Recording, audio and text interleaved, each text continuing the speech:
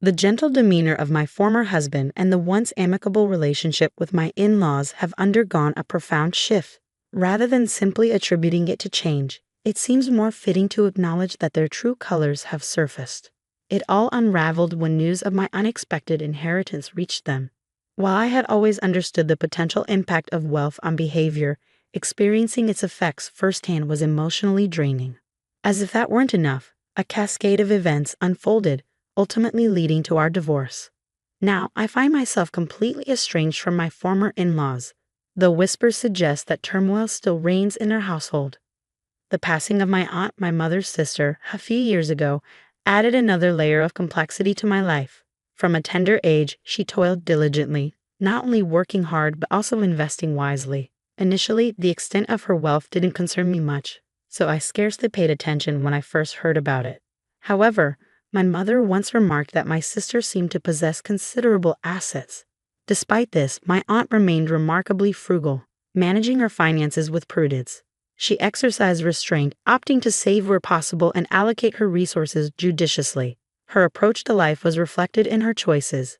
She preferred preparing her own meals, sourcing ingredients from ordinary supermarkets. Instead of indulging in numerous garments, she favored a select few high-quality pieces, wearing them for years on end.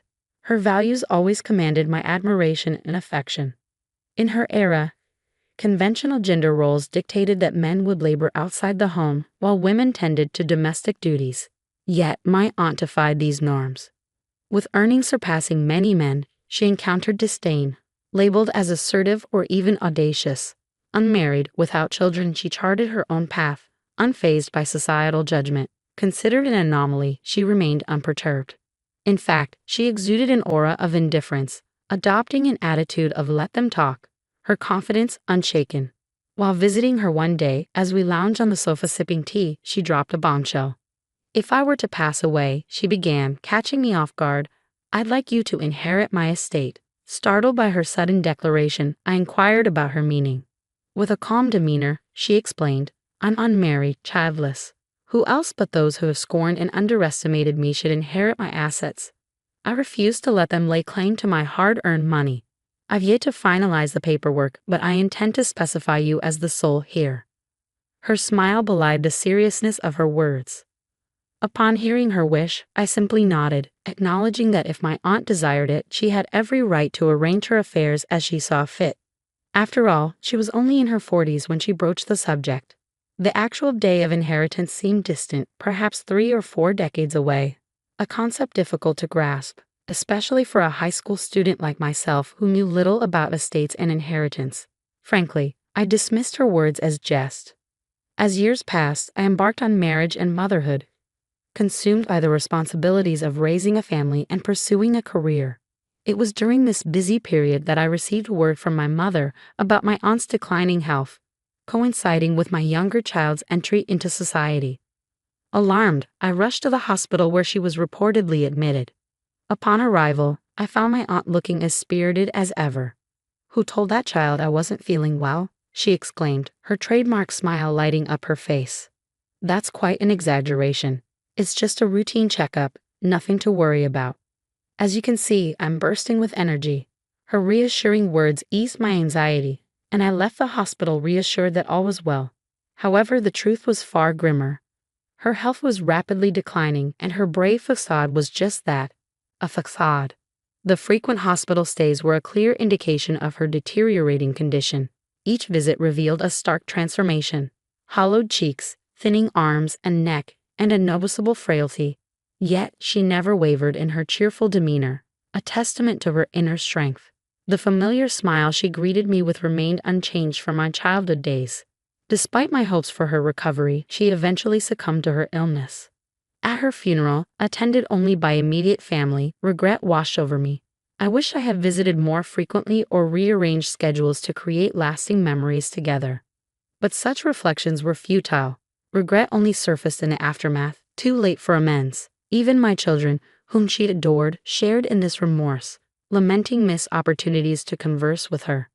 In the midst of grieving, a peculiar brown envelope arrived at my doorstep one day, embossed with a law firm's name. Its contents puzzled me. I couldn't recall any legal matters involving me. Tentatively, I opened the envelope, revealing a list of documents pertaining to my aunt's estate. It was then that I realized her earlier words were not mere jest. I knew I needed to delve deeper into the details, confirming their authenticity. I reached out to the lawyer's office and requested to speak with him. As it turned out, my aunt and the lawyer shared a long-standing friendship, maintaining communication over the years. Following her passing, they sought my input regarding her estate and inheritance. Upon reviewing the total amount presented by the lawyer, I was utterly astounded.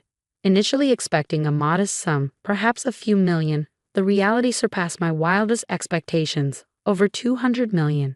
Confounded by this revelation, I sought counsel from my mother. After conversing with the lawyer, my mother's response came as a surprise. "Relax," she reassured me. "It appears you made your intentions clear as my sister's hair. She approached me about it shortly after your high school graduation, and I assured her that I supported your decision." Her optimistic tone left me taken aback yet comforted by her unwavering support. I found myself restless, grappling with the weight of such a substantial inheritance. My mother, however, offered a simple solution. "Since your aunt took the trouble to leave you the documents," she remarked casually, "why not accept them with gratitude?" Curious, I inquired if she didn't feel entitled to any part of the inheritance. She shared a cautionary tale from our family's past. "Inheritance often sparks familial strife," she explained. "Many years ago, one of my grandmother's brothers passed away without a will. The ensuing chaos, with siblings and their children embroiled in daily disputes over the estate, left scars. But your sister thoughtfully designated you as the inheritor in her documents, didn't she? It wouldn't be right for me to intervene. However, do tread carefully with your in-laws and husband," she added with a nostalgic sigh, reminiscing about bygone days. Despite her advice, I dismissed any concerns, confident that my husband wouldn't fret over such matters. Little did I know, reality would soon veer in an unexpected direction. A few days later, my ex-husband, his demeanor somewhat unsettled, broached the subject. "Could that document from the lawyer's office be related to the estate?" he queried. Surprised, I pondered how he knew about it. Yet, with nothing to hide, I confessed. His eyes sparked with interest, and he wasted no time in probing about the inheritance's magnitude. A sense of unease settled over me as I observed my husband's smug demeanor. Desperate to shift the conversation, I hastily threw out a figure, estimating the inheritance at around $7 million. Yet, his keen intuition detected the disparity, prompting him to press further, insisting on a thorough investigation. Initially, I brushed off his persistence with indifference, but as his inquiries persisted, annoyance crept in. "I've already told you, it's $7 million, I retorted firmly, exasperated by his insistent probing. His demeanor shifted inexplicably the following day, as he began to ignore me altogether. The sudden coldness caught me off guard. Being treated with such indifference was unfamiliar territory. Both of us, driven by pride, maintained our silence, allowing 2 months to pass in strained silence. During this tense period, my former in-laws, typically meticulous about announcing their visits, arrived unannounced. The unexpected appearance left me apprehensive, wondering if something significant had occurred to prompt their sudden visit. "We've heard about your recent inheritance from your aunt, over $100 million, isn't it?" my ex-father-in-law remarked, with my ex-mother-in-law nodding in agreement, her smile wide. "Our home is showing its age, and we've been contemplating renovations. We're proud of our son for marrying someone as wonderful as you. How about we expand the house and include a room for you as well? It's a golden opportunity, don't you think? Why not consider living together?" Their proposal left me reeling. Not only was I astonished that my ex-husband knew the precise amount of my inheritance, but I was also taken aback by my in-laws' audacity in considering using the money for their own benefit. Excitement bubbled between them as they delved into details, discussing upgrades like an island kitchen and making the house more accessible. Unable to contain my dismay, I interjected, "Please refrain from making decisions without consulting me." Undeterred, they continued, mentioning they had already sought a cost estimate. It was evident they were banking on my inheritance, oblivious to the impropriety of their actions. Feeling overwhelmed by the day's events, I struggled to find the right words. Preferring to avoid an emotional outburst, I simply requested that my in-laws leave for the day. Later that evening, when my husband returned from work, I confronted him.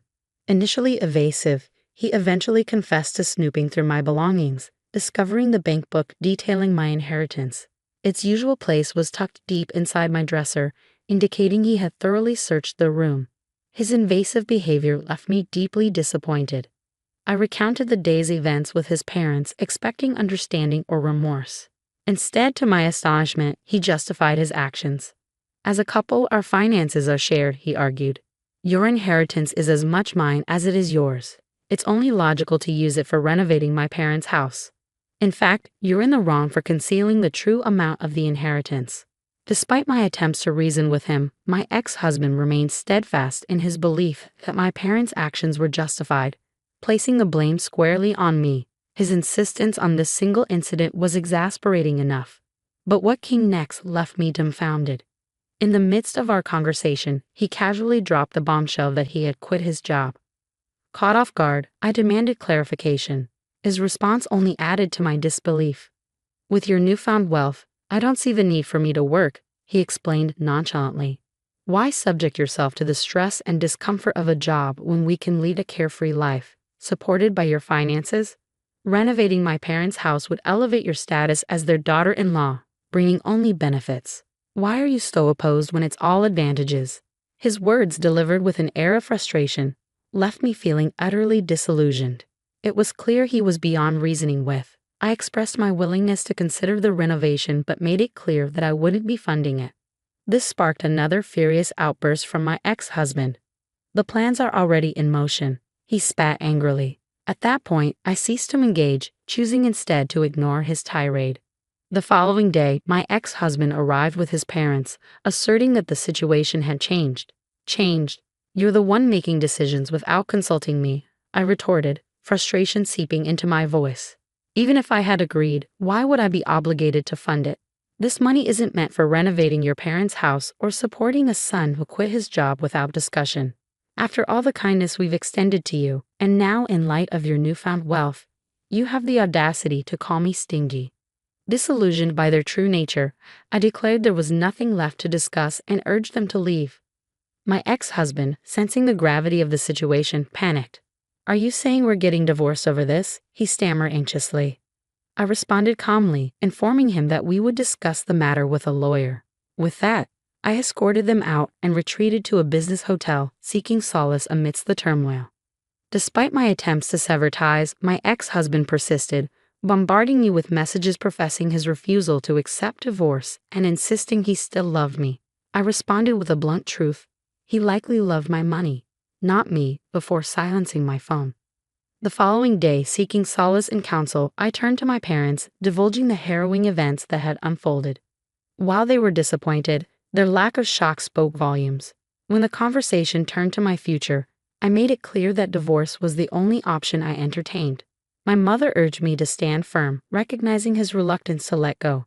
They also advised me to delve deeper, to uncover any additional wrongdoing. Driven by a need for closure, I engaged a detective agency, uncovering unsettling truths about his nocturnal activities. The discovery, coupled with my personal boundaries, solidified my resolve. Armed with newfound clarity, I sought out a seasoned divorce lawyer, initiating the legal proceedings necessary to untangle myself from my then-husband's grasp. Naturally, my ex-husband didn't take my decision well. It wasn't merely a refusal. He demanded compensation and asset division, insisting, if you want a divorce, pay up. However, when our lawyer clarified that my inheritance didn't qualify as marital assets and thus wasn't subject to division, he vehemently protested, refusing to accept the verdict. When confronted with a hypothetical scenario by the lawyer, if he would share his inherited assets with me, he fell silent, unable to justify his position. Despite the lawyer's efforts to reason with him, my ex-husband remained obstinate. Tears welled in his eyes as he pleaded with me to foot the bill for the renovations. Naturally, I refused, leaving him crestfallen. Later, I learned that he had already completed the renovations, assuming I would foot the bill. To make matters worse, the meticulous renovations far exceeded what I had estimated, astonishingly totaling over 7 million yen. It appears my ex-husband's reluctance to divorce stems from his inability to afford the associated payments. This reinforces my stance that I shouldn't be responsible for funding the renovations of his parents' home, regardless of our marital status. Despite this, he shamelessly attempted to negotiate, proposing that I cover half of the costs. However, his efforts were swiftly thwarted when my lawyer threatened legal action for extortion.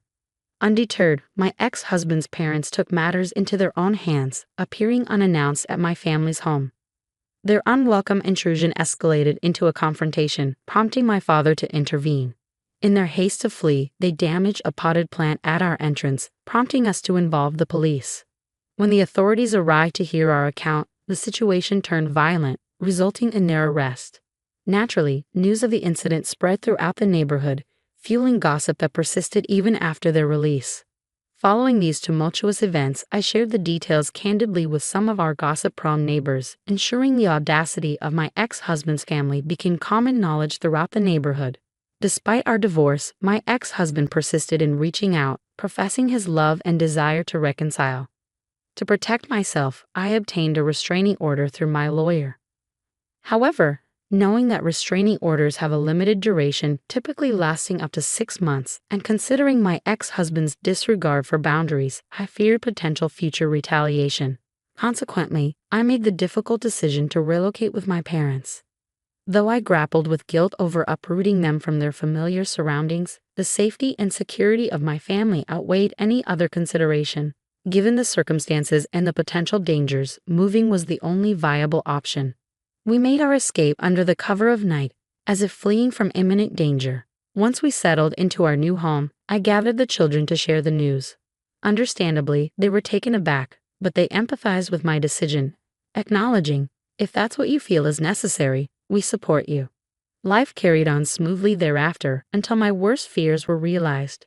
Despite the restraining order, reports surfaced of my ex-husband lingering around our former family home. A vigilant police officer intervened, questioning him and discovering a small knife concealed in his pocket, leading to his arrest. Upon learning of this alarming incident, the lawyer who had aided me in the divorce revealed that my ex-husband wished to speak with me. The mere thought sent shivers down my spine, prompting me to reflect on the potential danger I had narrowly escaped by relocating. It was a chilling reminder of the importance of taking proactive steps to ensure our safety, even when relying on legal protections. In the end, my ex-husband's release came sooner than expected, as fortunately, no one had been harmed. However, the thought of returning to the site of our former family home filled me with overwhelming fear. For a while, I lost touch with news of my ex's whereabouts. However, a friend residing near his family home kept me informed. According to them, following the completion of the renovation, heated arguments over financial matters erupted almost daily. The echoes of disputes, such as "you took out the loan in your name, so you deal with it," or "this house belongs to our parents, so they should foot the bill," reverberated loudly enough to discern the exact dialogue. Moreover, despite the recent renovations, the unsettling sounds of objects being smashed were all too frequent. On occasion, the police were even summoned to intervene. Amidst the chaos, blame for the divorce was often cast my way or directed at others who had supposedly condoned it. Before the inheritance debacle, our relationship had been relatively amicable, and the bond between my ex-husband and his father had been strong. It's disheartening to witness how money has tainted these once cherished relationships. My mother's words about the transformative power of wealth now ring painfully true. In the midst of the chaos, I overhear my ex-mother-in-law's shrill voice admonishing my ex-husband to find a job already, met with his sharp retort of "shut up." It's evident he's still unemployed, and given his age, prospects for employment seem bleak. With my side of the story out in the open, our messy divorce has become the talk of the neighborhood. People steer clear of my ex's family, fearing they'll be pestered for money. Some even believe that approaching their house could bring bad luck, a notion that I find rather amusing. As for myself, I now reside in a slightly larger rental apartment with my parents. Though they urge me to prioritize my own happiness, thoughts of remarriage hardly cross my mind. I've made peace with the idea of spending the rest of my days alongside them. I harbor a certain apprehension that disclosing my inheritance to a potential partner could lead to a similar transformation as my ex underwent. Furthermore, my lifestyle hasn't changed much. I never indulged in lavish hobbies or extravagant spending. Instead, I intend to utilize my inheritance for the well-being of my parents and myself, whether that means providing for our care in old age or celebrating significant milestones in our family's life. such as weddings or the arrival of grandchildren. The inheritance I received isn't the kind of sum that can be squandered with frivolous spending. It represents the legacy left behind by my esteemed aunt, and I am determined to handle it with the same care and prudence that she demonstrated. Lately, as I've been working part-time, I've also been delving into the world of investments and financial management. It's a complex field that commands respect, and it deepens my admiration for my aunt's astute handling of her finances over the years. While my parents and I lead contented lives, snippets of news occasionally filter through about the precarious situation my ex-husband and his family find themselves in. However, since our divorce, they are now strangers to me. Whatever challenges they may be facing, I hope they find resolution without entangling others in their affairs.